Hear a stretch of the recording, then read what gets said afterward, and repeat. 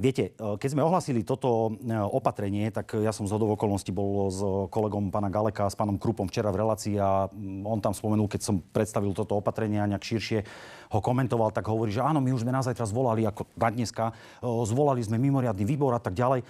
Hovorím, dobre, ale s akýmkoľvek opatrením, ktorým by sme prišli, a teraz to premostím, keby sme prišli s takýmto opatrením, ako napríklad Slovinci, a teda rozoberiem ho na drobné, pretože Slovinci okrem toho, my sme dali plnú nádrž, respektíve tú 10-litrovú, nazvime to nejakú bandasku, alebo teda nejakú prenosnú nádobu. Navyše 10 litrov môžu. Áno, navyše 10 litrov, ale v maximálnej hodnote 400 eur. Viete, ako to zastropovali Slovinci?